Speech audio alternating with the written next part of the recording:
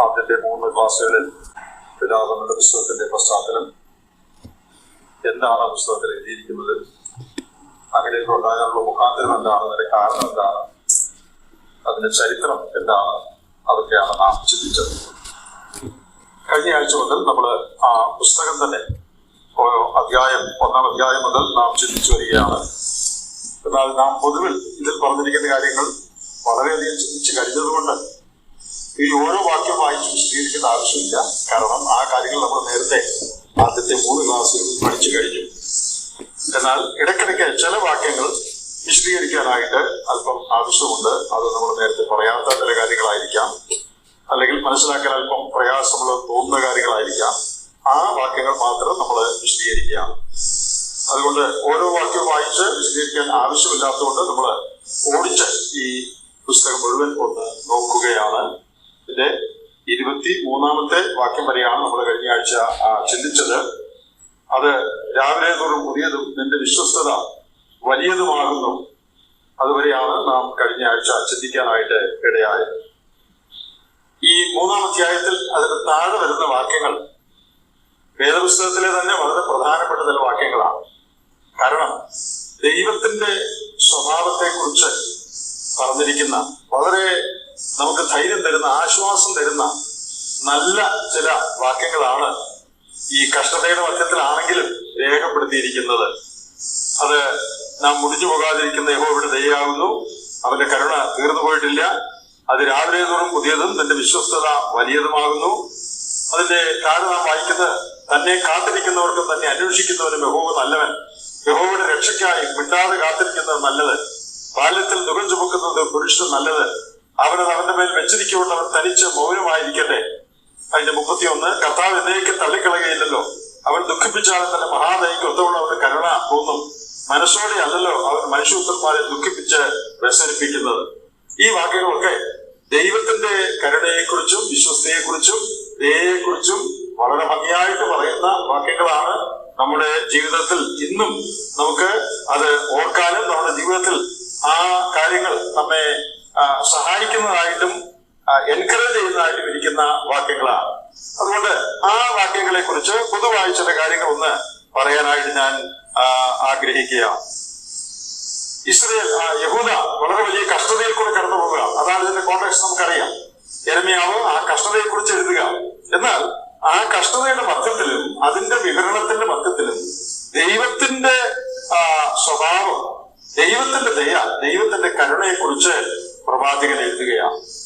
വലിയ വിഷമത്തിൽ ശിക്ഷയിൽ കൂടെ അവർ കടന്നു പോവുകയാണ്.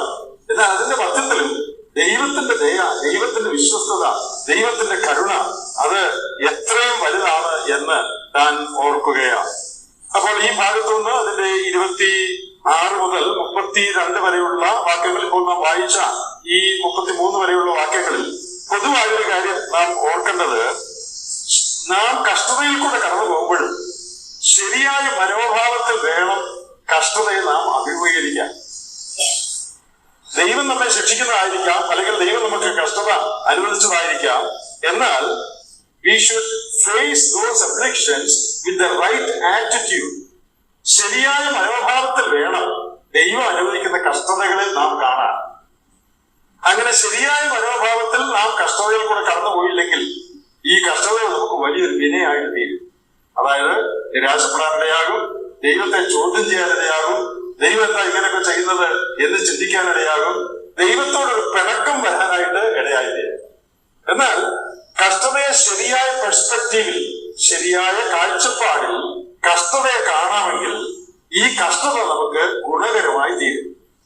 നാം വായിച്ച ഈ വാക്യങ്ങളിൽ, ഈ ഭാഗത്ത് ദൈവത്തിന്റെ സ്വഭാവം, ദൈവത്തിന്റെ വിശ്വസ്തത, ദൈവത്തിന്റെ ദയ, ദൈവത്തിന്റെ കരുണ, കഷ്ടതയിൽ കൂടെയുള്ള കടത്തിവിടുന്നതിൽ ദൈവത്തിന്റെ ഉദ്ദേശം, അതിനെ കുറിച്ചുള്ള ചില സത്യങ്ങളാണ് ഇവിടെ വെളിപ്പെടുത്തിയിരിക്കുന്നത്.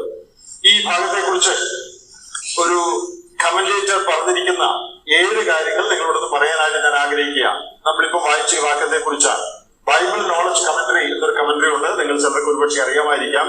വാൾവുഡ് ആൻഡ് സക്ക് അവർ രണ്ടുപേരും കൂടെ എഴുതിയിരിക്കുന്ന ഒരു കമന്ററിയാണ് ബൈബിൾ നോളജ് കമന്ററി. നല്ലൊരു കമന്ററിയാണ്. ആ കമന്ററിയിൽ ഈ ഭാഗത്തെ കുറിച്ച് പറഞ്ഞു വരുമ്പോൾ കഷ്ടതയിൽ നാം ഓർത്തിരിക്കേണ്ട 7 പ്രമാണങ്ങൾ എന്ന് പറഞ്ഞ് 7 കാര്യങ്ങൾ അതിൽ രേഖപ്പെടുത്തിയിട്ടുണ്ട്.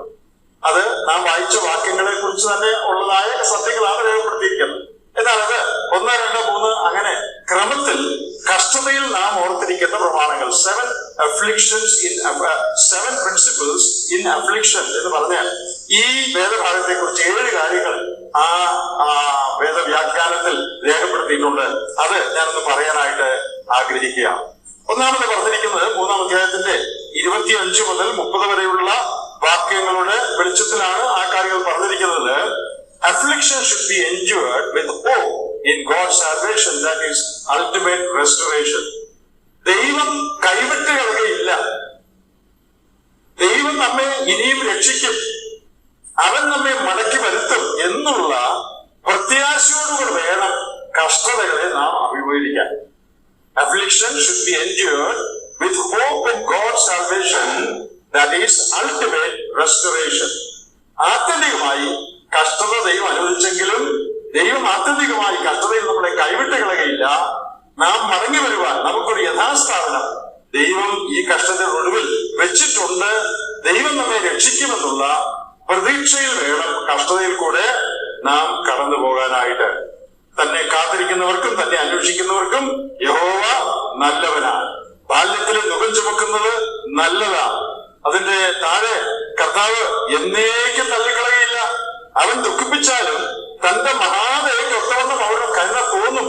അപ്പൊ ദുഃഖിപ്പിച്ചാലും ദൈവം അതിന്റെ ഒടുവിൽ ഒരു രക്ഷ ഒരുക്കും എന്നുള്ള പ്രതീക്ഷയോടുകൂടെ വേണം കഷ്ടതകളെ നാം അഭിമുഖീകരിക്കാൻ.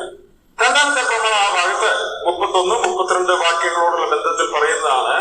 Affliction is only temporary and is tempered by God's compassion and love. കഷ്ടത താൽക്കാലികം മാത്രമല്ല ദൈവത്തിന്റെ ദയയും സ്നേഹവും ഈ കഷ്ടതയിൽ ഇടകലർന്ന് നമുക്ക് കാണാനായിട്ട് കഴിയും.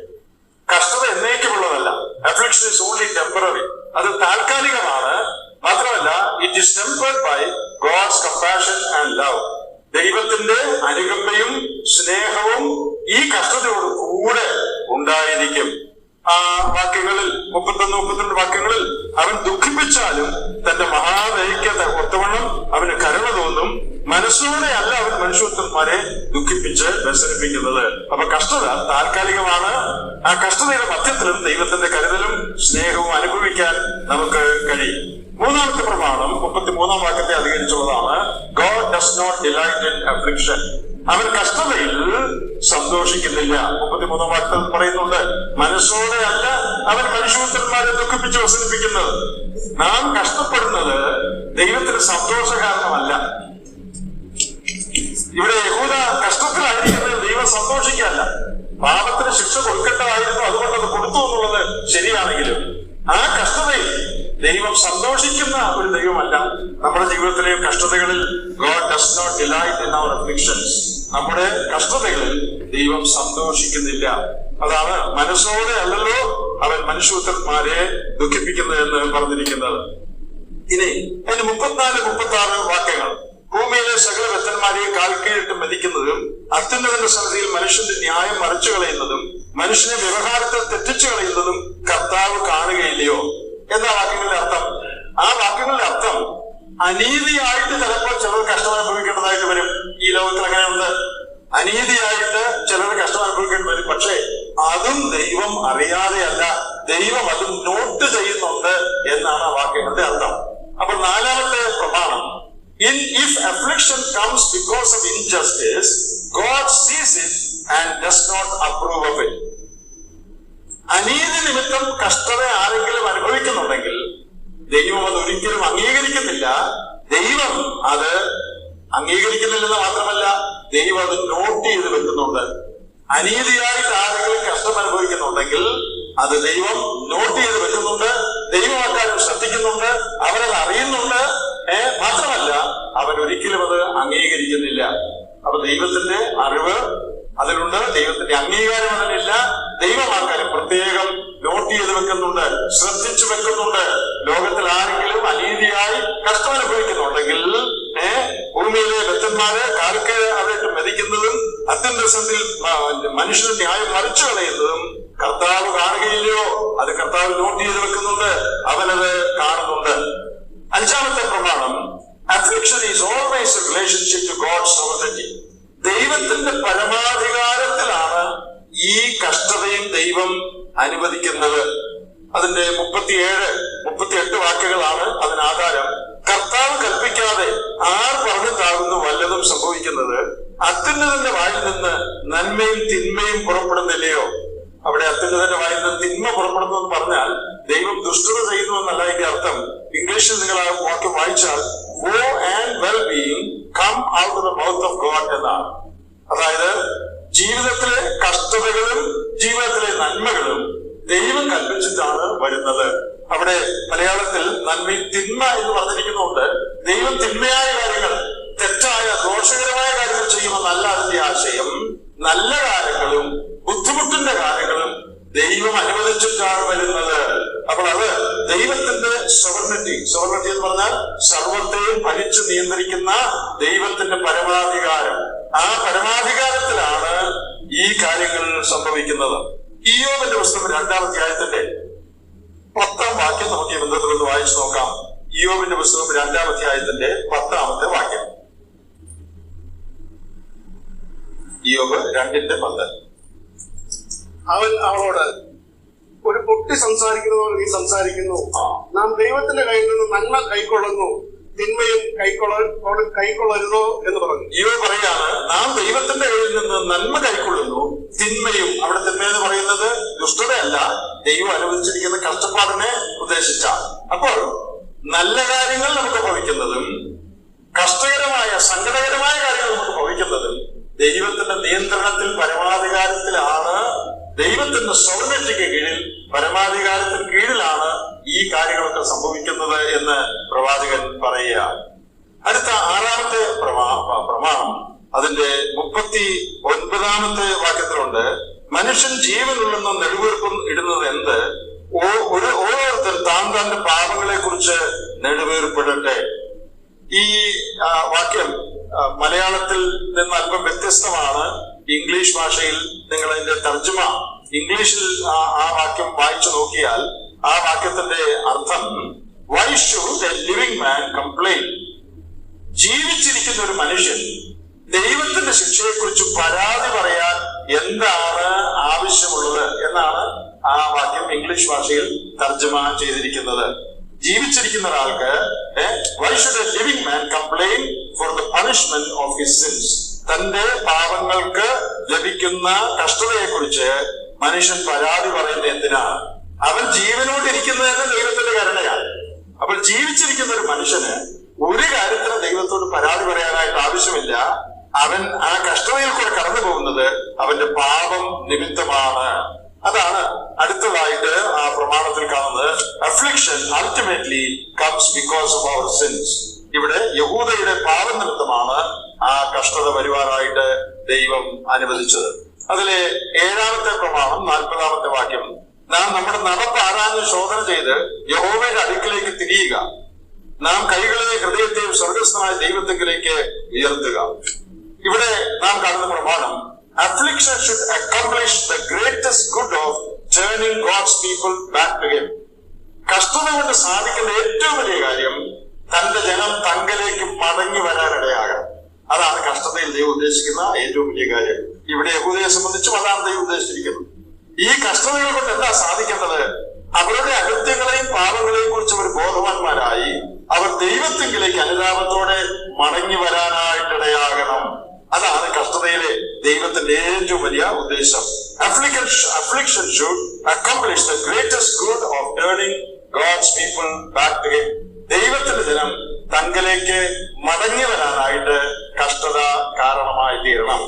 അപ്പോൾ ദൈവ സ്വഭാവത്തെ കുറിച്ച് പറഞ്ഞിരിക്കുന്ന ഈ 25 മുതൽ അതിന്റെ ഒരു 36-37 വരെയുള്ള ആ വാക്യങ്ങളിൽ നിന്ന് നാം മനസ്സിലാക്കുന്ന പാഠങ്ങളാണ് ഇവിടെ നമ്മൾ 7 കാര്യങ്ങളായിട്ട് പറഞ്ഞത്. ഒന്ന്, നാം കഷ്ടതയിൽ കൂടെ കടന്നു പോകുമ്പോൾ ആത്യന്തികമായി നമ്മെ മടക്കി വരുത്താൻ ദൈവം ഉദ്ദേശിക്കുന്നു. ഒരു രക്ഷ ദൈവം പ്ലാൻ ചെയ്തിട്ടുണ്ട് എന്നുള്ള പ്രത്യാശയിൽ വേണം നാം കഷ്ടത അനുഭവിക്കാനായിട്ട്. 2, കഷ്ടത താൽക്കാലികമാണ്. കഷ്ടതയോടുകൂടെ കർത്താവിന്റെ സ്നേഹവും അനുകമ്പയും എപ്പോഴും ഉണ്ടായിരിക്കും. 3, കഷ്ടതയിൽ ദൈവം ഒരിക്കലും സന്തോഷിക്കുന്നില്ല. മനസ്സോടെ അല്ലല്ലോ മനുഷ്യത്വന്മാരെ ദുഃഖിപ്പിക്കുന്നത്. 4, അന്യായമായി ആരെങ്കിലും കഷ്ടം അനുഭവിക്കുന്നുണ്ടെങ്കിൽ അത് ദൈവം അംഗീകരിക്കുന്നില്ല. ദൈവം അത് പ്രത്യേകം നോട്ട് ചെയ്ത് വെക്കുന്നുണ്ട്. 5-ാമത്തേത്, ദൈവത്തിന്റെ പരമാധികാരത്തിൽപ്പെട്ടതാണ് നന്മയും തിന്മയും. അതായത് അനുകൂല സാഹചര്യങ്ങളും പ്രതികൂല സാഹചര്യങ്ങളും ദൈവത്തിന്റെ പരമാധികാരത്തിൽ അവൻ അനുവദിക്കുന്ന കാര്യങ്ങളാണ്. 6, നമ്മുടെ പാപനിമിത്തമാണ് നമുക്ക് കഷ്ടതകൾ വരുന്നത്. Affliction ultimately comes because of our sins. നമ്മുടെ പാപങ്ങൾ നിമിത്തമാണ് കഷ്ടതകൾ നമുക്ക് വരുന്നത്. പ്രത്യേകിച്ച് ഈ പുസ്തകത്തോട് ബന്ധത്തിൽ അത് വളരെ ശരിയാണ്. ഒടുവിൽ നമ്മൾ പറഞ്ഞത്, കഷ്ടത കൊണ്ട് സാധിക്കുന്ന ഏറ്റവും വലിയ കാര്യം, affliction should accomplish the greatest good of turning God's people back to him. തന്റെ അടുക്കിലേക്ക് തന്റെ ജനം മടങ്ങി വരാനായിട്ട് കഷ്ടത കാരണമായി തീരണം. ആ കാര്യങ്ങളാണ് ഈ വളരെ നല്ല ഈ വാക്യങ്ങൾ നമുക്ക് ഏത് കാലത്തും വായിക്കാനും ആശ്വസിക്കാനും ധൈര്യപ്പെടാനുമുള്ള ഈ വാക്യങ്ങളിൽ നമുക്ക് കാണാനായിട്ട് കഴിയുന്നത്. അതിന്റെ 48-ാമത്തെ വാക്യത്തിലേക്ക് നാം വരുമ്പോൾ, സിംഗുലറിൽ നിന്ന് പ്ലൂറലിൽ നിന്ന് സിംഗുലറിലേക്ക് ഒരു മാറ്റമുണ്ട്. അതായത് ബഹുവചനത്തിൽ നിന്ന് ഏകവചനത്തിലേക്ക് മാറുകയാണ്. എന്റെ 48-ാം വാക്യം നോക്കി, എന്റെ ജനത്തിൻ പുത്രിയുടെ നാശം നിമിത്തം നീർത്തോടുകൾ എന്റെ കണ്ണിൽ നിന്ന് ഒഴുകുന്നു. ഇവിടെ യെരമ്യാവ് തന്റെ സ്വന്തം കാര്യം പറയുന്നതായിട്ടാണ് ഇനിയുള്ള ചില വാക്യങ്ങളിൽ നിന്ന് നമുക്ക് മനസ്സിലാക്കാൻ കഴിയുന്നത്. യഹൂദയുടെ കാര്യം പൊതുവിൽ പറയുക എന്നുള്ളതല്ല, തന്റെ സ്വന്തം കാര്യം, ദൈവജനത്തിന്റെ മധ്യത്തിലുള്ള ദോഷം കണ്ട് കരയുന്ന നെഹമ്യാവ്. മാത്രമല്ല, അതിന്റെ താഴോട്ടുള്ള വാക്യങ്ങൾ നമ്മൾ വായിക്കുമ്പോ അതിന്റെ 52-ാം വാക്യം നോക്കിക്കേ, കാരണം കൂടാതെ എന്റെ ശത്രുക്കളായവർ എന്നെ ഒരു പക്ഷിയെ പോലെ വേട്ടയാടിയിരിക്കുന്നു. അവർ എന്റെ ജീവനെ കുണ്ടറയിലിട്ട് നശിപ്പിച്ചു. എന്റെ മേൽ കല്ല് എറിഞ്ഞിരിക്കുന്നു. വെള്ളം എന്റെ തലയ്ക്ക് മീതെ കവിഞ്ഞൊഴുകി. ഞാൻ നശിച്ചുപോയി എന്ന് ഞാൻ പറഞ്ഞു. യഹോവേ, ഞാൻ ആഴമുള്ള കുണ്ടറയിൽ നിന്ന് നിന്റെ നാമത്തെ വിളിച്ചുപേക്ഷിക്കുന്നു. എന്റെ നെടുവീർപ്പിനും എന്റെ നിലവിളിക്കും ചെവി പൊത്തിക്കളയരുത് എന്നുള്ള എന്റെ പ്രാർത്ഥന നീ കേട്ടിരിക്കുന്നു. ഞാൻ നിന്നെ വിളിച്ചുപേക്ഷിച്ച നാളിൽ നീ അടുത്തു വന്ന് ഭയപ്പെടണ്ട എന്ന് പറഞ്ഞു. അപ്പോൾ ഇവിടെ എല്ലാം ഏകവചനത്തിലാണ്. ഞാൻ കരഞ്ഞപ്പോൾ നീ എന്റെ നിലവിളി കേട്ടു. എന്നെ അവര് കുഴിയിലിട്ട് കളഞ്ഞു. എന്നെ കഷ്ടത്തിലാക്കി. യെരമ്യാവിന്റെ ജീവിതം നമ്മൾ യെരമ്യാ പ്രവചനം പഠിക്കുമ്പോ 4 വളരെ കഷ്ടത്തിൽ എനിക്ക് ഉണ്ടായിട്ടുണ്ട്. എന്നാൽ 4 പ്രത്യേക രംഗങ്ങൾ യെരമ്യാവിന്റെ കഷ്ടതയോടുള്ള ബന്ധത്തിൽ താൻ ഓർത്തുകൊണ്ടായിരിക്കണം ഈ വരികൾ എഴുതിയത്. എന്തൊക്കെയാണ് 4 കഷ്ടതകൾ? അത് ഞാനത് പറയാം. യെരമ്യാ 11:21 വാക്യങ്ങൾ ഇപ്പൊ വായിക്കണമെന്നില്ല, ആ കാര്യം ഞാനങ്ങ് പറയാണ്. യെരമ്യാ 11:21 സ്വന്തം പട്ടണക്കാരായ അനാഥോത്തുകാർ യെരമ്യാവിനെ കൊല്ലാനായിട്ട് പദ്ധതി ഇടുന്നതായിട്ട് നമ്മൾ വായിക്കുന്നുണ്ട്. യെരമ്യാ 11:21. പിന്നെ നിങ്ങൾ വായിച്ചു നോക്കിയാൽ മതി. സ്വന്തം പട്ടണക്കാരായ അനാഥോത്തുകാർ യെരമ്യാവിനെ കൊല്ലാനായിട്ട് പദ്ധതി ഇടുക.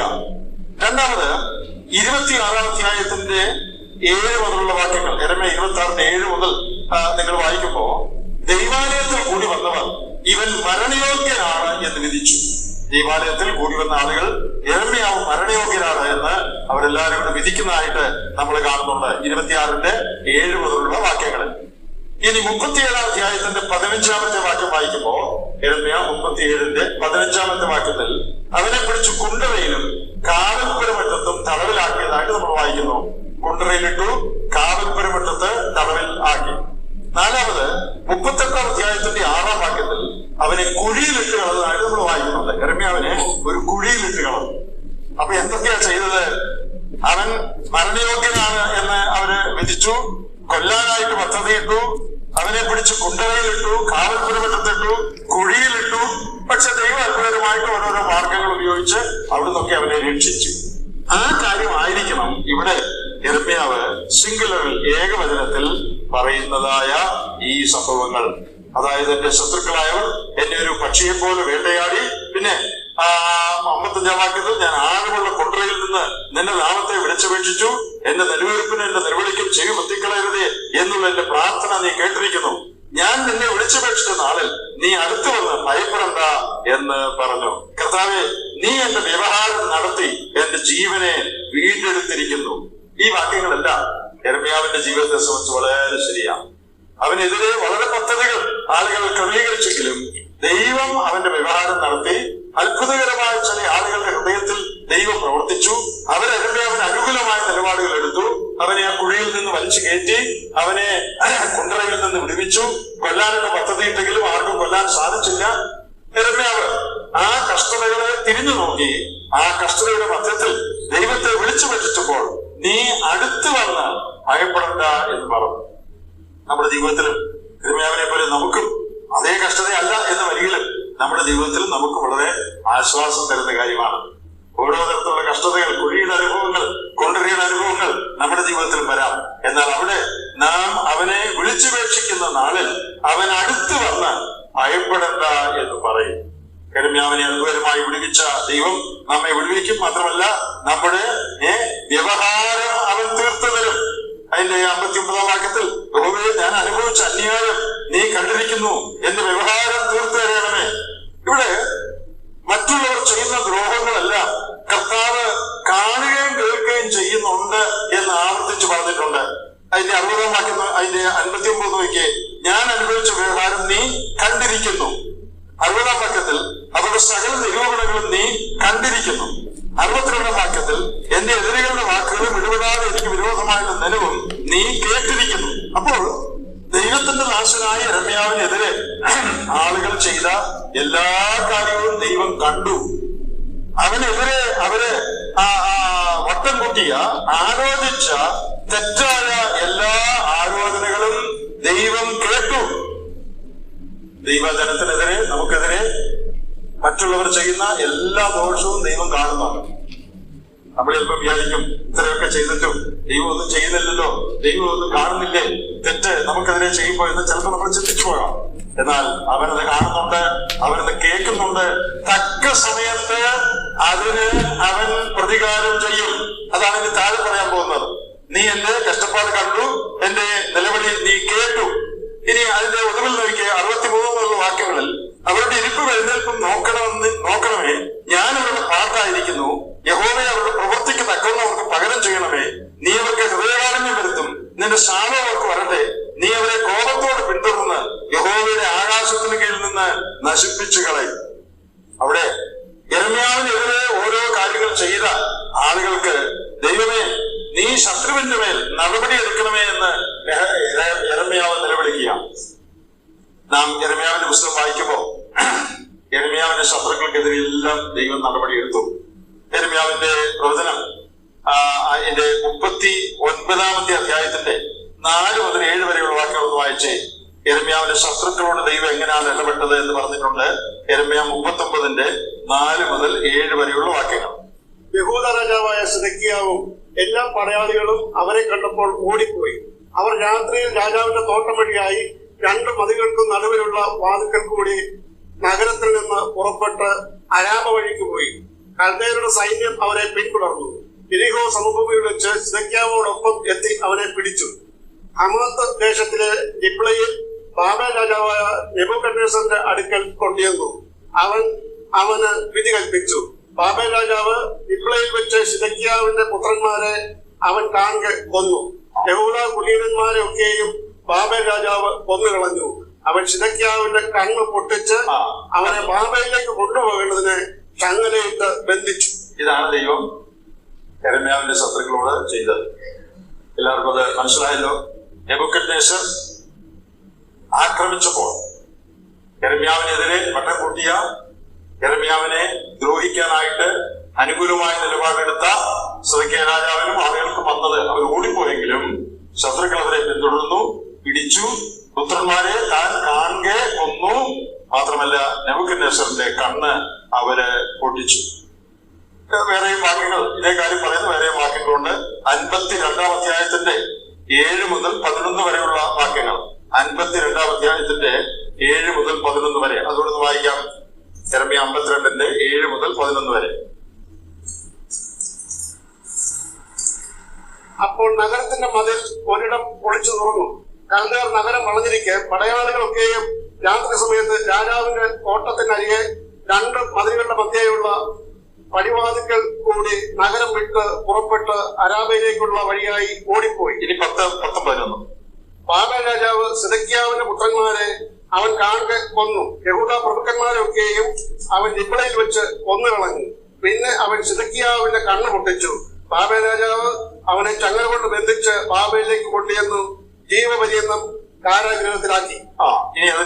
ഇനി വായിക്കണ്ട. 24 മുതൽ 27 വരെ, 52 24 മുതൽ 27 വരെ വായിക്കുമ്പോൾ ഇങ്ങനെ യഹൂദ സ്വദേശം വിട്ട് പ്രവാസത്തിലേക്ക് പോകേണ്ടി വന്നു. അപ്പോൾ ദൈവത്തിന്റെ ശരിയായ അരുളപ്പാടുകൾ അറിയിച്ച യെരമ്യാവിനെതിരെ ദ്രോഹം ചെയ്ത ആളുകളോട് അവരോട് നീ പ്രതികാരം ചെയ്യണമേ, എനിക്ക് വേണ്ടി നീ വല്ല വ്യവഹാരം നടത്തണമേ എന്ന് യെരമ്യാവ് നിലവിളിച്ചു.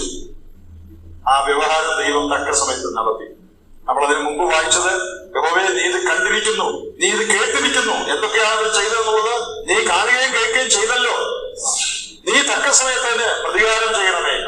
നമ്മുടെ ജീവിതത്തിലും നമുക്കെതിരെ, ദൈവജനത്തിനെതിരെ, അല്ല വ്യക്തിപരമായി നമുക്കൊക്കെ തന്നെ എതിരെ പല കാര്യങ്ങൾ പലരും ചെയ്യുന്നുണ്ടായി. ഇതൊന്നും ദൈവം കാണുന്നില്ലേ, കേൾക്കുന്നില്ലേ എന്നൊക്കെ ചിലപ്പോൾ നമുക്ക് തോന്നും. എന്നാൽ ദൈവം അതെല്ലാം കാണുന്നുണ്ട്, ദൈവം അതെല്ലാം കേൾക്കുന്നുണ്ട്. തക്ക സമയത്ത് അതിനെല്ലാം ദൈവം പരിഹാരം വരുത്തും. വിളിച്ചപേക്ഷിക്കുന്ന നാളിൽ അവൻ അടുത്തു വന്ന് ഭയപ്പെടണ്ട എന്ന് പറയും. നമ്മുടെ വ്യവഹാരം ദൈവം നടത്തും. തക്ക സമയത്ത് അവൻ ശത്രുക്കളോട് ഇടപെടും. നാം ഇനി 4-ാമത്തെ അധ്യായത്തിലേക്ക് വരുമ്പോൾ, 4-ാം അധ്യായത്തിന്റെ ആദ്യത്തെ വാക്യങ്ങളിൽ ഉപരോധത്തിന് മുൻപും പിൻപുമുള്ള യെരൂശലേമിന്റെ അവസ്ഥ കോൺട്രാസ്റ്റ് ചെയ്തിരിക്കുക. അതായത് ഈ ആക്രമണത്തിന് മുൻപും ആക്രമണത്തിന് ശേഷവും അവരെങ്ങനെയായിരുന്നു, യെരൂശലേമിന്റെ അവസ്ഥ, അവിടുത്തെ ആളുകളുടെ അവസ്ഥ എങ്ങനെയായിരുന്നു എന്ന് പറഞ്ഞിരിക്കുക. പൊന്ന് മങ്ങിപ്പോയി, നിർമ്മലതക്കം മാറിപ്പോയി, വിശുദ്ധ രത്നങ്ങൾ സകല വീടുകളുടെയും തലയ്ക്കൽ ചുരിഞ്ഞ് കിടക്കുന്നു. അവിടെ ഉദ്ദേശിക്കുന്നത് തങ്കതുല്യമായിരുന്ന യെരൂശലേമിന്റെ വിശിഷ്ട പുത്രന്മാർ വിലയില്ലാത്ത മൺപാത്രം പോലെ ആയി എന്നാണ് ആ പദപ്രയോഗങ്ങൾ കൊണ്ട് ഉദ്ദേശിക്കുന്നത് എന്നാണ് നമ്മൾ മനസ്സിലാക്കുന്നത്. യൗവനക്കാര്, വളരെ വിലയുള്ള ആളുകൾ, അവര് വിലയില്ലാത്ത പൊട്ടപാത്രം പോലെ ആയിത്തീർന്നു. 4-ാം വാക്യത്തിൽ പാലും പോഷകാഹാരങ്ങൾ കഴിച്ചിരുന്ന കുഞ്ഞുങ്ങൾ വിശന്ന് വലയുകയാണ്. 5-ാമത്തെ വാക്യത്തിൽ സ്വാദേറിയ ഭക്ഷണങ്ങൾ കഴിച്ചിരുന്ന ആളുകൾ പട്ടിണി കിടക്കുക. അതേ വാക്യത്തിൽ തന്നെ വിലയേറിയ വസ്ത്രങ്ങൾ ഒരു കാലത്ത് ധരിച്ചിരുന്ന ആളുകൾ ഇപ്പോ ഇരട്ടിലും വെണ്ണീറിലും കിടക്കേണ്ട അവസ്ഥ വന്നിരിക്കുക. 7ഉം 8ഉം വാക്യങ്ങളിൽ സുമുഖന്മാരായിരുന്ന പ്രഭുക്കന്മാർ വികൃത രൂപികളായി തീർന്നിരിക്കുക. 10-ാമത്തെ വാക്യത്തിൽ കരുണയുള്ള സ്ത്രീകൾ വളരെ ക്രൂരമായിട്ട് പെരുമാറുന്നവരായി തീർന്നു. അപ്പോൾ മുൻപ് എങ്ങനെയായിരുന്നു, ഇപ്പൊ എങ്ങനെയാണ്? ആക്രമണത്തിന് മുമ്പ്, ദൈവം അവരെ ശിക്ഷിക്കുന്നതിന് മുമ്പ് എങ്ങനെയായിരുന്നു? അവർ തങ്കതുല്യരായിരുന്നു. പിന്നെ അവിടെ പല കാര്യങ്ങൾ പറയുന്നുണ്ട്. സാധുഭോജ്യങ്ങൾ അനുഭവിച്ചുകൊണ്ടിരുന്നവരായിരുന്നു, ധൂമ്രവസ്ത്രം ധരിച്ചവരായിരുന്നു. എന്നാൽ ദൈവത്തിന്റെ ശിക്ഷാവിധി വന്നപ്പോൾ അവര് വിരോധരൂപികളായി തീർന്നു, പട്ടിണി കിടക്കേണ്ടതായിട്ട് വന്നു, അവര് ക്രൂരന്മാരായി തീർന്നു. അവര് നല്ല വസ്ത്രം ധരിച്ചിരുന്നവർ വെട്ടിലും വെണ്ണീറിലും കിടക്കേണ്ടതായ അവസ്ഥ വന്നു. അപ്പോൾ ആദ്യത്തെ ഒരു 10 വാക്യങ്ങളിൽ contrasting life before and during the siege, ആക്രമണത്തിന് മുൻപും ആക്രമണ സമയത്തും ഉപരോധത്തിന് മുൻപും ഉപരോധ കാലയളവിലും അവർക്ക് എന്താണ് സംഭവിച്ചത് എന്ന് പറയുകയാണ്. അതിന്റെ 6-ാമത്തെ വാക്യം നോക്കുക. കൈ തൊടാതെ പെട്ടെന്ന് മറിഞ്ഞുപോയ സോദോമിന്റെ പാപത്തേക്കാൾ എന്റെ ജനത്തിന്റെ പുത്രിയുടെ അകൃത്യം വലുതാകും. സോദോമിന് എന്താ സംഭവിച്ചത് നമുക്ക് എല്ലാവർക്കും അറിയാം. സോദോം പെട്ടെന്ന് നശിച്ചുപോയ ഒരു സ്ഥലമാണ്. എന്നാൽ ഇവരുടെ കാര്യത്തിൽ ഇവര് ക്രമേണയാണ് നാശത്തിനിരയായത്. സോദോം പെട്ടെന്ന് നാശത്തിനിരയായി, എന്നാൽ ഇവര് ക്രമേണ നാശത്തിന് ഇരയായി. സോദോമിന്റെ പാപവും യഹൂദയുടെ പാപവും താരതമ്യപ്പെടുത്തി യെഹെസ്കേൽ പ്രവചനം 16-ാം അധ്യായത്തിൽ ഒരു കാര്യം പറഞ്ഞിട്ടുണ്ട്. അത് നമുക്കൊന്ന് വായിച്ചു നോക്കാം. യെഹെസ്കേൽ പ്രവചനം 16-ാം അധ്യായം, അതിന്റെ 48ഉം 49ഉം വാക്യങ്ങൾ. യെഹെസ്കേൽ 16-ന്റെ 48ഉം 49ഉം. എന്നാണ് നീ നിന്റെ പുത്രിമാരും ചെയ്തിരിക്കുന്നത് പോലെ നിന്റെ സഹോദരിയായ സോദോമും അവളുടെ പുത്രിമാരും ചെയ്തിട്ടില്ല എന്ന് യഹോവയായ കർത്താവിന്റെ അരുളപ്പാട്. നിന്റെ സഹോദരിയായ സോദോമിന്റെ അകൃത്യമോ ഗർവവും തീക്കുളപ്പും നിർഭയ സ്വൈരവും അവൾക്കും അവളുടെ പുത്രിമാർക്കും ഉണ്ടായിരുന്നു. എളിയവനെയും ദരിദ്രനെയും അവൻ സഹായിച്ചതുമില്ല. ഇവിടെ ദൈവം പറയുന്നത് കണ്ടോ, യെരൂശലേമിന്റെ പാപം സോദോമിന്റെ പാപത്തേക്കാൾ വലുതാണ് എന്ന് പറയുക. സോദോമിന്റെ പാപത്തേക്കാൾ വലുതാണ് യെരൂശലേമിന്റെ പാപം. അപ്പോൾ യെഹെസ്കേൽ വചനത്തിൽ ഈ 2 പേരുടെയും പാപങ്ങൾ താരതമ്യം ചെയ്ത് ദൈവം പറയാണ്, യെരൂശലേമിന്റെ പാപം സോദോമിന്റെ പാപത്തേക്കാൾ വളരെ വലുതാണ്. അതവിടെ പ്രത്യേകം എടുത്തു പറയുന്നുണ്ട്. 48-ാം വാക്യത്തിൽ സോദോമും അവരുടെ പുത്രിമാരും നീയും നിന്റെ പുത്രിമാരും ചെയ്തിരിക്കുന്ന പോലെ അവർ ചെയ്തില്ല. അത് വിശദീകരിക്കേണ്ട ആവശ്യമല്ലല്ലോ. ദൈവം യെരൂശലേമിന്റെ പാപത്തെ എത്ര കഠിനമായി ആയ പാപമായി കണ്ടു എന്ന് നമുക്ക് മനസ്സിലാക്കാൻ കഴിയും. ഇനി അതിന്റെ 12-ാമത്തെ വാക്യം നാം നോക്കുമ്പോ, യെരൂശലേമിൽ ഉണ്ടായിരുന്നവർ ഒരിക്കലും ശത്രു ദേവാലയത്തിൽ കടക്കുമെന്ന് വിചാരിച്ചിരുന്നില്ല. ദൈവത്തിന്റെ ആലയമാണ്, പവിത്രമായ സ്ഥലമാണ്, ശത്രു ഒരിക്കലും അതിനകത്ത് കയറുകയില്ല എന്നാണ് അവർ ധരിച്ചിരുന്നത്. എന്നാൽ 16-ാം വാക്യം എന്താ പറയുന്നത്? 16-ാം വാക്യം ഒന്ന് വായിച്ചാട്ട്. 16-ാം വാക്യം. യഹോവയുടെ നോട്ടം അവരെ ചിതറിച്ചു, അവനവരെ കടാക്ഷിക്കയില്ല. 12-ാം വാക്യം. 12-ാം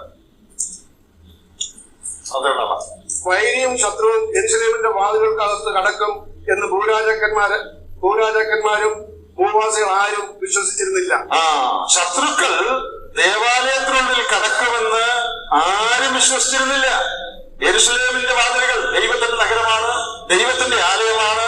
അതിനകത്ത് ശത്രു കയറാൻ ഒക്കുമെന്ന് ആരും ഒരിക്കലും വിചാരിച്ചിരുന്നില്ല. പക്ഷെ എന്താ സംഭവിച്ചത് നമുക്കറിയാം. ശത്രു നഗരത്തിൽ കടന്നു, മുഴുവനും തകർത്തു, ദേവാലയത്തിനകത്തുണ്ടായിരുന്നെല്ലാം കൊണ്ടുപോയി, ദേവാലയം നശിപ്പിച്ചു. അവർ പ്രതീക്ഷിക്കാത്ത ഒരു ഷോക്ക് ട്രീറ്റ്മെന്റ് ആയിപ്പോയി. അവർ ഷോക്ക് അടിച്ചുപോയി. ഒരിക്കലും ശത്രു യെരൂശലേമിലോ ദേവാലയത്തിലോ പ്രവേശിക്കുമെന്ന് അവർ പ്രതീക്ഷിച്ചിരുന്നില്ല. എന്നാൽ അങ്ങനെയാണ് സംഭവിച്ചത്. നമ്മളതിന്റെ താഴെ അതിന്റെ 14-ാമത്തെ വാക്യത്തിൽ പുരോഹിതന്മാരെ കുറിച്ച് പറയുന്നതെന്ന് ശ്രദ്ധിച്ചേ. പുരോഹിതന്മാരുടെ കാര്യം പറഞ്ഞിട്ട് പറയുകയാണ്, അവർ കുരുടന്മാരായി വീഥികളിൽ ഉഴന്ന് രക്തപ്പെട്ട് നടക്കുന്നു, അവരുടെ വസ്ത്രം ആർക്കും തൊട്ടുകൂടാ. അതിന്റെ 15-ാം വാക്യം, മാറുവീൻ അശുദ്ധൻ, മാറുവീൻ മാറുവീൻ തുടരുത് എന്ന് അവരോട് വിളിച്ചു പറയും. അവർ ഓടി ഉഴലുമ്പോൾ അവർ ഇവിടെ വന്ന് പാർക്കയില്ല എന്ന് ജാതികളുടെ ഇടയിൽ പറയും. പുരോഹിതന്മാരും പ്രവാചകന്മാരുമാണ് ദൈവജനത്തെ നയിക്കുന്നവർ. എന്നാൽ അവരുടെ അകൃത്യ നിമിത്തമാണ് ഇത് സകലവും സംഭവിച്ചിരിക്കുന്നത്. ഇവിടെ പറയുന്നത് ഈ പുരോഹിതന്മാർ അശുദ്ധന്മാരായി തീർന്നു. നമുക്കറിയാം, കുഷ്ഠരോഗികൾ അശുദ്ധരായതുകൊണ്ടാണ് അവർ വരുമ്പോ മാറുവീൻ അശുദ്ധനെന്ന് വിളിച്ചു പറയും. എന്നാൽ ഇപ്പൊ അത് പ്രവാചകന്മാർക്കും പുരോഹിതന്മാർക്കും സംഭവിച്ചിരിക്കുക. അവരശുദ്ധരായി തീർന്നിരിക്കുക. പാപനിമിത്തം അവരശുദ്ധരായി തീർന്നു. അവർ നിമിത്തം ജനത്തിന് വലിയ കഷ്ടത വരാനായിട്ടിടയായി. 17-ാമത്തെ വാക്യത്തിൽ, വ്യർത്ഥ സഹായത്തിനായി നോക്കി ഞങ്ങളുടെ കണ്ണ് ഇപ്പോഴും മങ്ങുന്നു, രക്ഷിപ്പാൻ കഴിയാത്ത ജാതിക്കായി ഞങ്ങൾ നിങ്ങളുടെ കാവൽ മാളികയിൽ കാത്തിരിക്കുന്നു. ഇവിടെ വ്യർത്ഥ സഹായം എന്ന് പറയുന്നത് മിസ്രയീമിൽ നിന്നുള്ള സഹായമാണ്. നമുക്കൊന്ന് വായിച്ചു നോക്കാം. യിരെമ്യാ പ്രവചനം 37-ാം അധ്യായത്തിൽ മിസ്രയീമിൽ അവരെ ആശ്രയിച്ചതിനെ കുറിച്ച് പറയുന്നുണ്ട്. എല്ലാ വാക്യങ്ങളും നമ്മളിപ്പോ വായിക്കണമെന്നില്ല. ഒരു സാമ്പിളിനായിട്ട് നമുക്കൊന്ന് വായിച്ചു നോക്കാം. അവര് മിസ്രയീമിൽ ആശ്രയിച്ചു. മിസ്രയീം അവരെ സഹായിക്കും എന്ന് അവര് പ്രതീക്ഷിച്ചു. 37-ന്റെ 5-ാമത്തെ വാക്യം ഒന്ന് വായിച്ചേ. ഫറവോന്റെ സൈന്യം മിസ്രയീമിൽ നിന്ന് പുറപ്പെട്ടു എന്ന വർത്തമാനം യെരൂശലേമിനെ നിരോധിച്ചു പാർത്ത കൽദയർ കേട്ടപ്പോൾ അവർ യെരൂശലേമിനെ വിട്ടുപോയി. ഇവിടെ എന്താണെന്ന് ഞാനൊന്ന് പറഞ്ഞേക്കാം.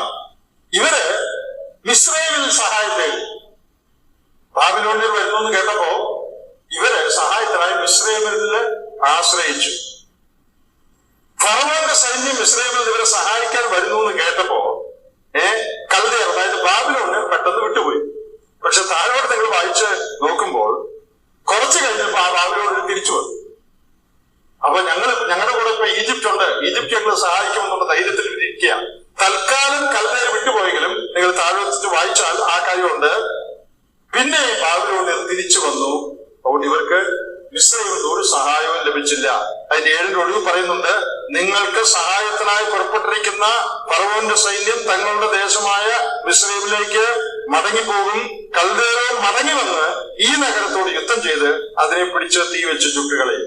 അപ്പൊ തൽക്കാലം കൽദയര് മടങ്ങിപ്പോയെങ്കിലും പിന്നീട് അവർ തിരിച്ചു വന്ന് ഈ ദേശം ചുട്ടുകളയാനായിട്ടിടയായി. അപ്പോൾ താൽക്കാലികമായി മിസ്രയീമിൽ ഇവർ ആശ്രയിച്ചു. യഹൂദ അല്ലെങ്കിൽ യെരൂശലേം മിസ്രയീമിനെ കൂട്ടുപിടിച്ചു കൽദയർക്കെതിരെ. പക്ഷെ അതുകൊണ്ടൊന്നും നടന്നില്ല. അവര് ആക്രമിക്കപ്പെടുവാനും പ്രവാസത്തിലേക്ക് അവരെ പോകുവാനും ഇടയായി. മിസ്രയീമിന്റെ സഹായം വ്യർത്ഥമായി തീർന്നു. അതിന്റെ കാര്യമാണ് 17-ാമത്തെ വാക്യത്തിൽ പറയുന്നത്. മിസ്രയീമിന്റെ സഹായം വ്യർത്ഥമായി തീർന്നു. ഇനി അതിന്റെ 20-ാം വാക്യത്തെ നോക്കുക. ഞങ്ങളുടെ ജീവശ്വാസമായി യഹോവയുടെ അഭിഷിക്തനായവൻ അവരുടെ കുഴികളിൽ അകപ്പെട്ടിരിക്കുന്നു. അവന്റെ നിഴലിൽ നാം ജാതികളുടെ മധ്യേ ജീവിക്കുമെന്ന് ഞങ്ങൾ വിചാരിച്ചിരുന്നു. അവിടെ അഭിഷിക്തൻ എന്ന് പറയുന്നത് സിദെക്കീയ രാജാവിനെ ഉദ്ദേശിച്ചാണ്. അവര് പറയാണ്, ഞങ്ങളുടെ രാജാവ് സിദെക്കീയ രാജാവ് ഞങ്ങളെ സംരക്ഷിക്കും, അവന്റെ നിഴലിൽ ഞങ്ങൾ ശുഭമായിരിക്കുമെന്ന് വിചാരിച്ചിരുന്നു. പക്ഷെ എന്ത് സംഭവിച്ചു? സിദെക്കീയാവിനെ അവരെ സഹായിക്കാൻ പറ്റിയില്ല. സിദെക്കീയാവിന് എന്താ സംഭവിച്ചത് നമ്മൾ മുമ്പ് വായിച്ചു.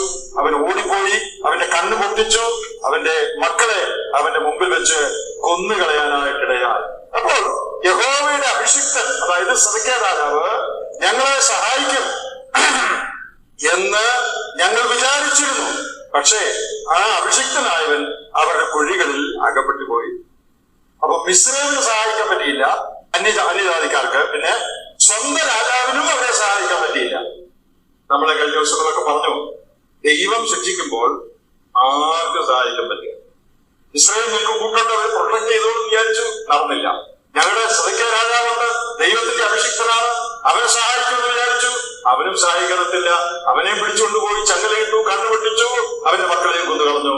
ദൈവം ഇടപെടുമ്പോൾ ഒരു മനുഷ്യനും സഹായിക്കാനായിട്ട് സാധിക്കില്ല എന്നുള്ള ഭയങ്കരമായ പാഠം നമ്മളിവിടെ കാണുകയാണ്. 21-ാം വാക്യം, ഊസ് ദേശത്ത് പാർക്കുന്ന ഏദോം പുത്രിയെ സന്തോഷിച്ച് ആനന്ദിക്ക, പാനപാത്രം നിന്റെ അടുക്കളയ്ക്ക് വരും, നീ ലഹരി പിടിച്ച് നിന്നെ തന്നെ നഗ്നയാക്കും.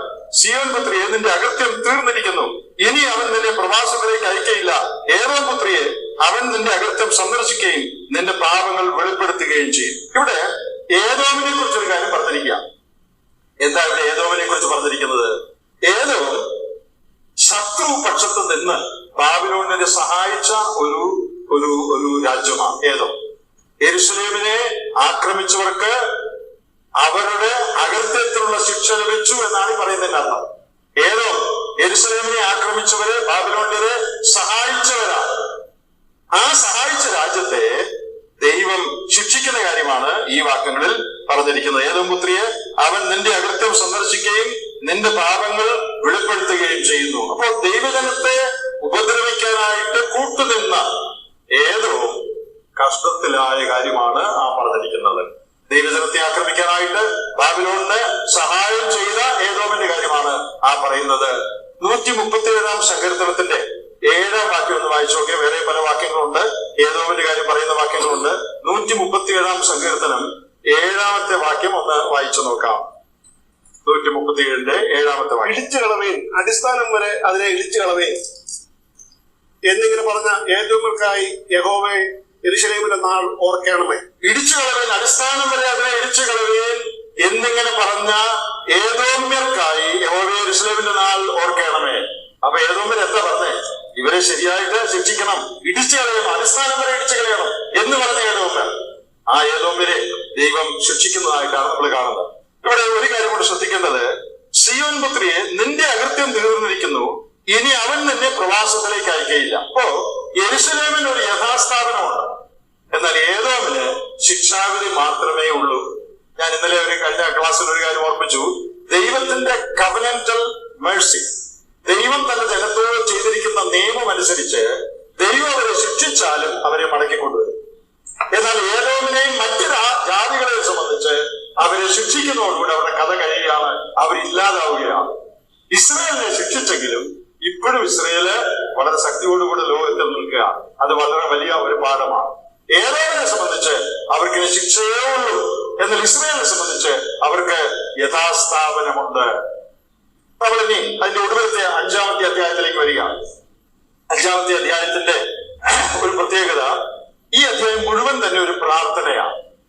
ഈ വിലാപങ്ങൾ 1, 2, 3 അധ്യായങ്ങൾ പ്രാർത്ഥനയോടെയാണ് അവസാനിക്കുന്നത്. നിങ്ങൾ പിന്നീട് നോക്കിയാൽ മതി. 1, 2, 3 ഈ 3 അധ്യായങ്ങളും പ്രാർത്ഥനയോടുകൂടിയാണ് അവസാനിക്കുന്നത്. 4-ാം അധ്യായം പ്രാർത്ഥനയോടെ അല്ല അവസാനിക്കുന്നത്. എന്നാൽ 5-ാം അധ്യായം മുഴുവനും പ്രാർത്ഥനയാണ്. ഈ 5-ാം അധ്യായത്തിന്റെ വേറൊരു പ്രത്യേകത, അക്രോസ്റ്റിക് പാറ്റേണിലല്ല അത് എഴുതിയിരിക്കുന്നത്. അത് ആദ്യത്തെ ക്ലാസ്സിൽ തന്നെ പറഞ്ഞൊരു കാര്യമാണ്. മറ്റ് അധ്യായങ്ങളെല്ലാം, ആ പാർട്ടുകളെല്ലാം ABCD എന്നുള്ള ആ അക്ഷരക്രമത്തിലാണ് എഴുതിയിരിക്കുന്നത്. എന്നാൽ ഈ 5-ാം അധ്യായത്തിൽ അങ്ങനെയുള്ള ഒരു ക്രമം ഇല്ല. 5-ാം അധ്യായത്തിന്റെ മുഴുവൻ ഭാഗവും പ്രാർത്ഥനയാണ്. ഇതിന്റെ 1 മുതൽ 18 വരെയുള്ള വാക്യങ്ങൾ ഓർക്കുവാനുള്ള പ്രാർത്ഥനയാണ്. കർത്താവേ ഞങ്ങളെ ഓർക്കണമേ. അതിന്റെ 19 22 വരെയുള്ള വാക്യങ്ങളിൽ യഥാസ്ഥാനപ്പെടുത്തുവാനുള്ള പ്രാർത്ഥനയാണ്. ഓർക്കണമേ എന്നുള്ള പ്രാർത്ഥന, പിന്നെ യഥാസ്ഥാനപ്പെടുത്തണമേ എന്നുള്ള പ്രാർത്ഥന. അതിന്റെ 6-ാമത്തെ വാക്യം, അപ്പം തിന്ന് തൃപ്തരാകേണ്ടതിന് ഞങ്ങൾ മിസ്രയീമ്യർക്കും അശൂര്യർക്കും കീഴടങ്ങിയിരിക്കുന്നു. അവിടെ കീഴടങ്ങി എന്ന് പറയുന്നത് ഉടമ്പടി ചെയ്ത കാര്യമാണ്. മിസ്രയീമിന്റെ കാര്യം നമ്മൾ നേരത്തെ പറഞ്ഞു. മിസ്രയീമിൽ അവർ ആശ്രയിച്ചു, അശൂരിലും അവർ ആശ്രയിച്ചു. അപ്പം തിന്നേണ്ടതിനായിട്ട്, അവരുടെ ആവശ്യങ്ങൾ നിറവേറ്റപ്പെടുന്നതിനായിട്ട് ഞങ്ങൾ മിസ്രയീമ്യരിലും അശൂര്യരിലും ആശ്രയിച്ചു. പക്ഷെ ഒരു പ്രയോജനവും ഉണ്ടായില്ല. 7-ാം വാക്യം, ഞങ്ങളുടെ പിതാക്കന്മാർ പാപം ചെയ്ത് ഇല്ലാതെയായിരിക്കുന്നു, അവരുടെ അകൃത്യങ്ങൾ ഞങ്ങൾ ചുമക്കുന്നു. പ്രാർത്ഥനയുടെ ഭാഗമാണ്. ഞങ്ങൾ മറ്റുള്ളവരൊക്കെ ആശ്രയിച്ചെങ്കിലും യാതൊരു പ്രയോജനവും അതുകൊണ്ടുണ്ടായില്ല. ഞങ്ങളിതാ അകൃത്യം, പാപത്തിന്റെ ഫലം ഞങ്ങൾ അനുഭവിക്കുക. ഇതിന്റെ 12-ാമത്തെ വാക്യത്തിൽ അവൻ സ്വന്തം കൈകൊണ്ട് പ്രഭുക്കന്മാരെ തൂക്കിക്കളഞ്ഞു എന്നൊരു പ്രയോഗമുണ്ട്. ഇംഗ്ലീഷിൽ they were suspended by hooks in the wall എന്നാണ്. ഈ റോമാക്കാരല്ല, പേർഷ്യക്കാരാണ് ക്രൂശ് കണ്ടുപിടിച്ചത്. ഒറിജിനലി റോമാക്കാർ പിന്നീട് ഉപയോഗിച്ചു എന്നുള്ളത് ശരിയാണെങ്കിലും പേർഷ്യക്കാരാണ് ക്രൂശ് കണ്ടുപിടിച്ച ആളുകൾ. അപ്പോ ആളുകളെ ക്രൂശിൽ തൂക്കുക എന്നുള്ളത് അവരുടെ ഒരു സിസ്റ്റമായിരുന്നു. അതിനുള്ള ഒരു കാരണം, ഈ പേർഷ്യക്കാരുടെ വിശ്വാസം അനുസരിച്ച് ഭൂമി പവിത്രമായ, ഭൂമി ദേവി എന്നൊക്കെ നമ്മൾ പറയുമല്ലോ, അതുപോലെ ഭൂമി വളരെ പവിത്രമാണ്. അതുകൊണ്ട് ആരെയും കൊല്ലുമ്പോൾ ഭൂമിയിൽ നിർത്തി കൊല്ലരുത്, അത് ശരിയല്ല. അതുകൊണ്ട് ഭൂമിയിൽ തൊടാതെ മരിക്കാനായിട്ടാണ് ഈ മരത്തിന്മേൽ തൂക്കുന്നത്. അങ്ങനെയാണ് ഈ രീതി ഉണ്ടായത്. ഇവിടെ യെരുശലേം നിവാസികളെ, ദൈവ ജനത്തെ അവര് എങ്ങനെയാണ് ട്രീറ്റ് ചെയ്തത് എന്നുള്ളതിന്റെ ഒരു സൂചനയാണ് ഇവിടെ നമുക്ക് കാണാനായിട്ട് കഴിയുന്നത്. അവൻ സ്വന്തം കൈകൊണ്ട് പ്രഭുക്കന്മാരെ തൂക്കിക്കളഞ്ഞു.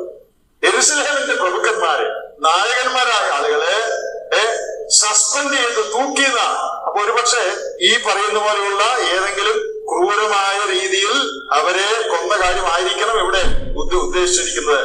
They were suspended by hooks in the wall.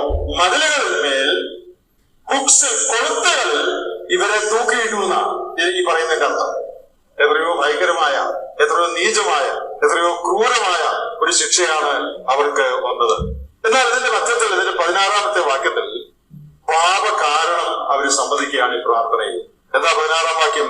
ഞങ്ങൾ പാപം ചെയ്തുകൊണ്ട് ഞങ്ങൾക്ക് അയ്യോ കഷ്ടം, ഇതുകൊണ്ട് ഞങ്ങളുടെ ഹൃദയത്തിന് രോഗം പിടിച്ചിരിക്കുന്നു, ഇത് നിമിത്തം ഞങ്ങളുടെ കണ്ണ് മങ്ങിയിരിക്കുന്നു. അവരുടെ അനുതാപ പ്രാർത്ഥന. അതിനിടയ്ക്ക് അവർ പറയുകയാണ്, ദൈവമേ, പാപത്തിന് കാരണം, ഈ നാശത്തിന് കാരണം ഞങ്ങളുടെ പാപമാണ്. അനുദപിച്ച് ദൈവത്തിലേക്ക് മടങ്ങി വരുന്ന ഒരു ചിന്തയിലാണ് ഈ ഒടുവിലത്തെ വാക്യങ്ങൾ രേഖപ്പെടുത്തിയിരിക്കുന്നത്. ഞങ്ങൾക്ക് പാപനിമിത്തമാണിത് സംഭവിച്ചത്, ഞങ്ങൾക്ക് രോഗം വന്നത്, ഞങ്ങൾക്ക് കഷ്ടം വന്നത് ഞങ്ങളുടെ പാപനിമിത്തമാണ്. അതിന് താഴെ 19-ാം വാക്യത്തിൽ പറയുകയാണ്, യഹോവേ, നീ ശാശ്വതനായും നിന്റെ സിംഹാസനം തലമുറ തലമുറയായി വിളിക്കുന്നു. നിന്റെ ഭാഗത്ത് യാതൊരു തെറ്റുമില്ല, നീ ഇപ്പോഴും പരമാധികാരിയാ, നിന്റെ ആധിപത്യം ഞങ്ങൾ മാനിക്കുന്നു. ഞങ്ങളെ യഥാസ്ഥാനപ്പെടുത്തുവാൻ ഞങ്ങളെ നശിപ്പിച്ച നീ പ്രാപ്തനാണ്. അതിന്റെ 19-ാം വാക്യത്തിൽ ദൈവം പ്രവർത്തിക്കാനായിട്ട് അവര് ദൈവത്തിൽ ആശ്രയിച്ച് പ്രാർത്ഥിച്ചുകൊണ്ടാണ് ഈ വിലാപങ്ങൾ അവസാനിപ്പിക്കുന്നത്. എന്താ 19-ാം വാക്യത്തിൽ പറയുന്നത്? നീ ശാശ്വതനായും നിന്റെ സിംഹാസനം തലമുറ തലമുറയായി ഇരിക്കുന്നു. നീ സദാകാലം ഞങ്ങളെ ഉപേക്ഷിക്കല്ലേ, ദീർഘകാലം ഞങ്ങളെ മറക്കല്ലേ എന്നുള്ള പ്രാർത്ഥനയോടുകൂടിയാണ് 19-20 വാക്യങ്ങൾ അവസാനിക്കുന്നത്. അതുകൊണ്ട് അവരുടെ പാപങ്ങൾ അവർ സമ്മതിക്കുകയും ഞങ്ങളുടെ അകൃത്യങ്ങൾ നിമിത്തമാണ് ഞങ്ങൾക്കിത് ഭവിച്ചത് എന്ന് അവർ ഏറ്റുപറയുകയും മാത്രമല്ല, സകലത്തെയും ഭരിച്ച് നിയന്ത്രിക്കുന്ന സിംഹാസനത്തിൽ ആരൂഢനായിരിക്കുന്ന, സകലത്തിന്റെ മേലെ അധികാരമുള്ള വലിയവനായ ദൈവമേ, നീ ഞങ്ങളെ മറന്നുകളയരുത്, നീ ഞങ്ങളെ ഉപേക്ഷിക്കരുത് എന്നുള്ള പ്രാർത്ഥനയാണ് 19-20 വാക്യങ്ങളുള്ളത്. നശിപ്പിച്ച ദൈവം യഥാസ്ഥാനപ്പെടുത്തുവാനും പ്രാർത്ഥന. ലേവ്യ പുസ്തകം 26-ാം അധ്യായത്തിൽ 2 വാക്യങ്ങളൊന്ന് വായിക്കാം. ലേവ്യ പുസ്തകം 26-ാം അധ്യായം ദൈവം ഇസ്രായേലിനോട് പറയുന്ന ചില കാര്യങ്ങളാണ്. അതിന്റെ 40 മുതൽ ഒന്ന് വായിച്ചേ. ലേവ്യ പുസ്തകം 26-ാം അധ്യായത്തിന്റെ 40 മുതലുള്ള വാക്യങ്ങൾ. അവർ തങ്ങളുടെ അകൃത്യവും തങ്ങളുടെ പിതാക്കന്മാരുടെ അകൃത്യവും അവർ എന്നോട് ദ്രോഹിച്ച ദ്രോഹവും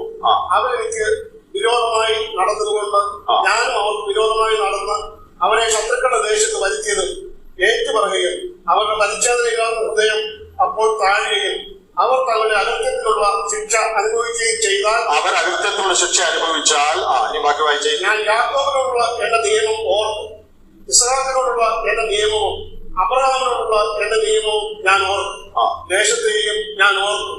അവർ ദേശം വിട്ടുപോയിട്ട് അവരില്ലാതെ അവിശൂന്യമായി കിടന്ന് തന്റെ ശബത്തുകൾ അനുഭവിക്കും.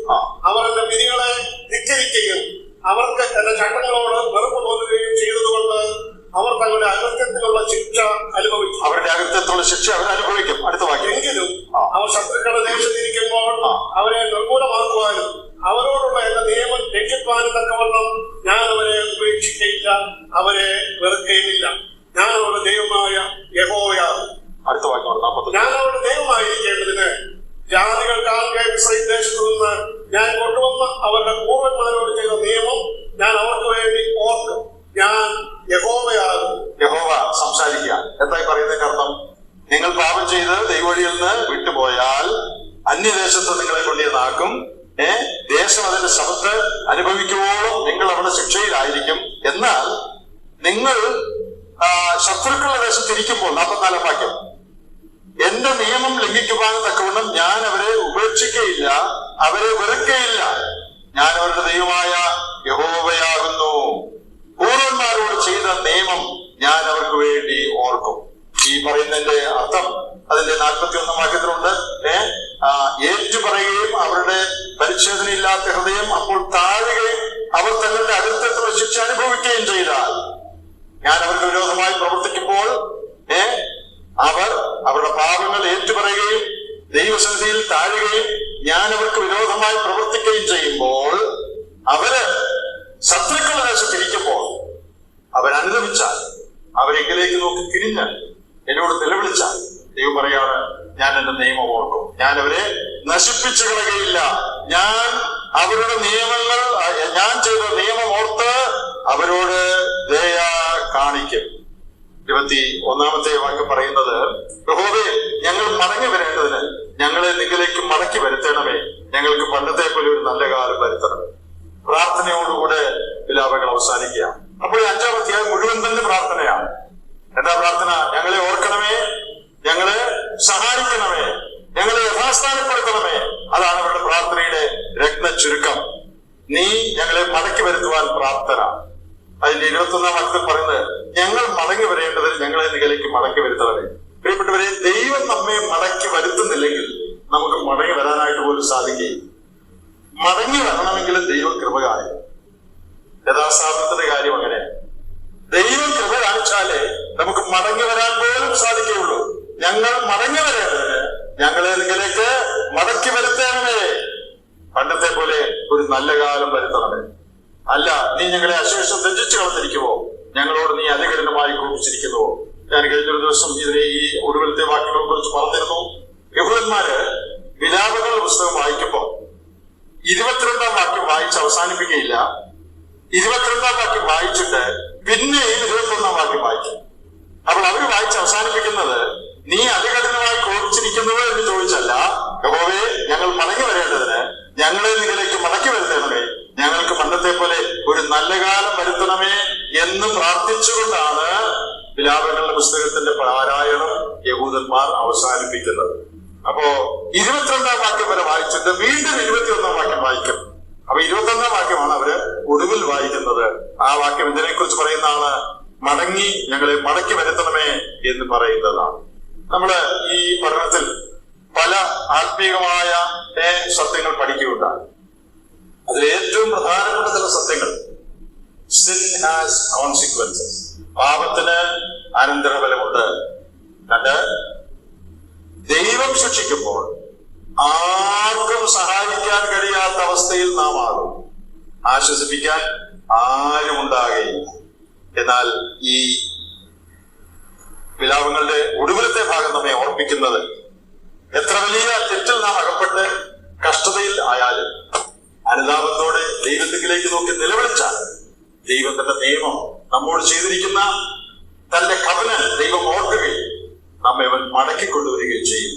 ദൈവത്തിലേക്ക് മടങ്ങി യഥാസ്ഥാനപ്പെടുത്തുവാൻ ദൈവത്തിന് കഴിയും. ശിക്ഷിച്ചവൻ യഥാസ്ഥാനപ്പെടുത്തുവാൻ പ്രാപ്തനാണ്. തെറ്റുകൾ വന്നുപോയാൽ അനുദപിച്ചാൽ മടങ്ങി വരാനുള്ള സ്കോപ്പ് എപ്പോഴും ഉണ്ട്. ദൈവം ഒരിക്കലും മുടിച്ചു കളയുകയില്ല, എന്നേക്കും കൈവിട്ട് കളയുകയില്ല. തൽക്കാലം ബുദ്ധിമുട്ടിലായാലും അനുതാപത്തോടെ പാപങ്ങൾ ഏറ്റുപറഞ്ഞ ദൈവത്തിലേക്ക് തിരിഞ്ഞ ദൈവം രക്ഷിക്കാനും വീണ്ടും യഥാസ്ഥാനപ്പെടുത്തുവാനും പണ്ടത്തെ പോലെ ഒരു നല്ല കാലം തരുവാനും മനസ്സുള്ളവനാണ്, പ്രാപ്തനാണ്. ദൈവത്തിന്റെ വിശ്വസ്തത, ദയ, കരുണ അത് എത്രയും വലുതാണ്. അതിൽ നമുക്ക് വിശ്വസിക്കാം, അതിൽ നമുക്ക് ആശ്രയിക്കാം. നാം ഈ പഠിച്ച പാഠങ്ങൾ നമ്മുടെ ജീവിതത്തിലും വരുന്ന ദിവസങ്ങൾ സഹായകമായി തീരട്ടെ. ദൈവം നമ്മെ സഹായിക്കുമാറായി.